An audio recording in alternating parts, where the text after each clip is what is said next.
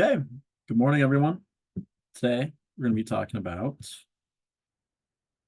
the good and the bad in aircraft design by me, Clark C. Wolf. So our bad design today is going to be the Cessna 152. Cessna 152 was introduced in 1997 as a light two-seat trainer aircraft, and it was produced until 1985. The model we'll be looking at today is going to be the 1979 model, but nothing really changed in its production years. So now we're looking inside the cockpit of the 152. It's very small, very tight, nothing really impressive about it.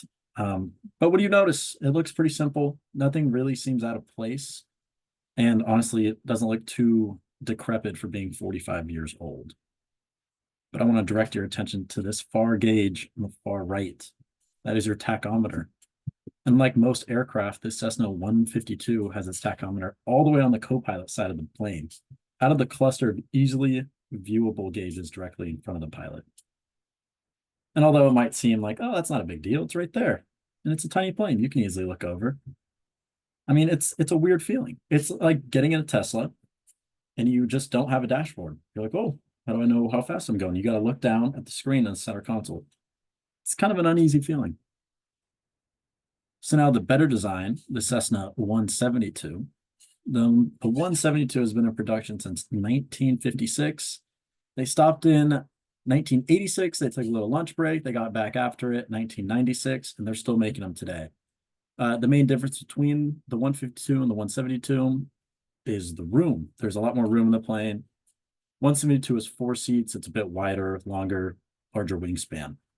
And it is known as the most successful aircraft in history. That's a fun fact. 44,000 plus being produced. And again, they are still in production. Now, when we take a look at the 172's gauge cluster, it's all very centralized. Everything you need is right in front of your eyes. You can look out the window, look down, look back out the window, and you would have all the information you need. It's very nice, very simple. Honestly, all planes should be built like this. So why does this matter at all? Am I just dumb? It's a question I was kind of pondering making this. But, in this class, we talk about humans interacting with machines in an environment to achieve a goal. Here, me, the human, is trying to interact with the aircraft, 152, to achieve a goal, which is flight. Now, this design does not impede me from being able to fly, but it does make it a little bit more dangerous. And the poor placement of the tachometer is no excuse for not checking it, but I could always argue, for example, during a takeoff, a pilot may be focused on his speed, which is also crucial, and the tachometer is indicating that the engine is not operating correctly. That's not a good situation. And if he's focused on the speed and not looking at the tach, there could be problems, but hasn't happened yet. That's all we got today. Thank you all for listening.